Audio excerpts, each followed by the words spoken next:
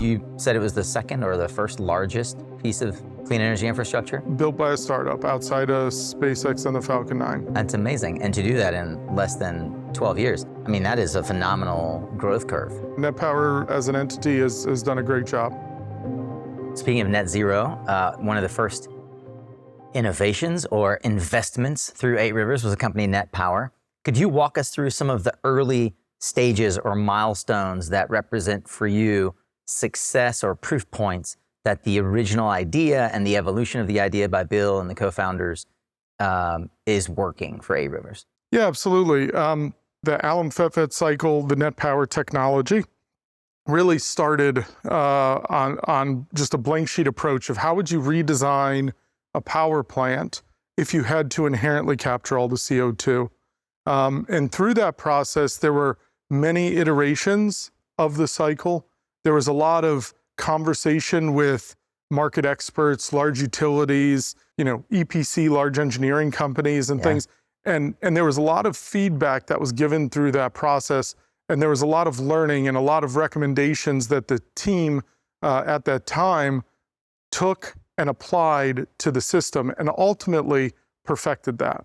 Now, the perfection of the system wasn't only from a technical perspective, but also had to constantly be conscious of the economic outcomes of the technical changes that were being made along the way. Right. So where things would yield higher performance, they would give higher CapEx. And so it was really a balance between that. And I think we found a good balance. And that total value proposition is really what brought a lot of the partners that came into Net Power and joined 8 Rivers, who ultimately is the corporate founder in that journey. And now, Net Power is super successful. It's got its own separate team. Yeah. It's got a separate CEO. It's got its board. And is it fair to say that carbon capture is at the heart of most of the work that you're looking at?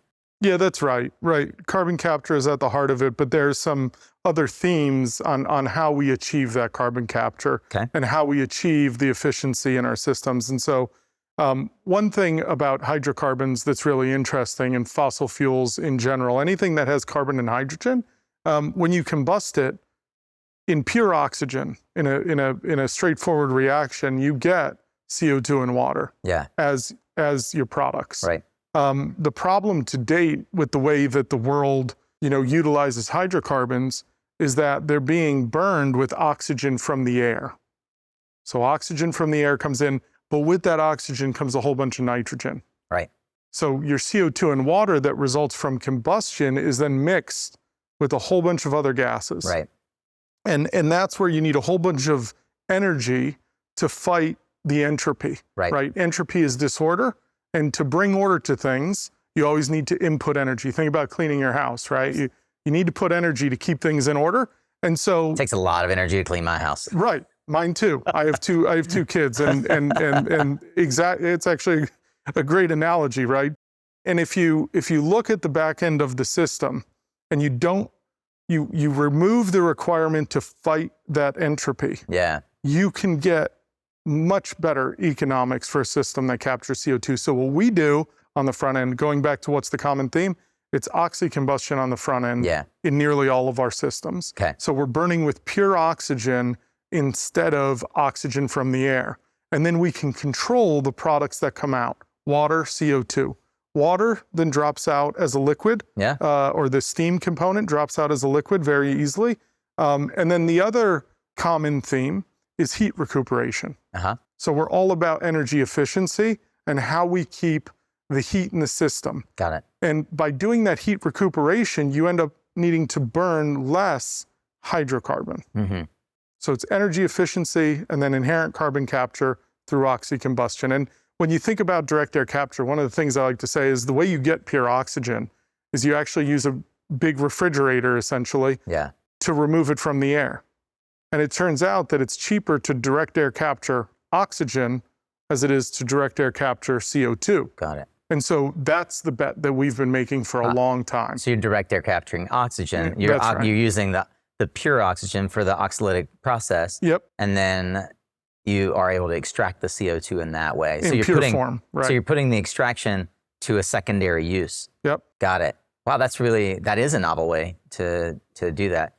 How long has it taken to incubate that idea, as it were, from when it first became an idea, a concept here, to when you were able to put the factory in place in Texas? Yeah. So Or the power plant, so to speak. Yeah. Net Power, the idea was developed in 2009. Okay. And then that facility came online in 2018. Okay.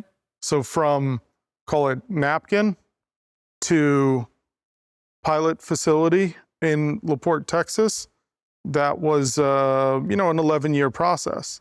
So there was a lot that went into that, or 9-year process. Right. In the grand scheme of things, Yeah. my understanding as well is the Net Power facility is you said it was the second or the first largest piece of clean energy infrastructure? Built by a startup outside by a of startup. SpaceX and the Falcon 9. That's amazing. And to do that in less than 12 years. Less SpaceX than a decade, surely took yeah. more than that. Yeah. That's fantastic. I mean, that is a phenomenal growth curve. Yeah. Net Power as an entity has done a great job.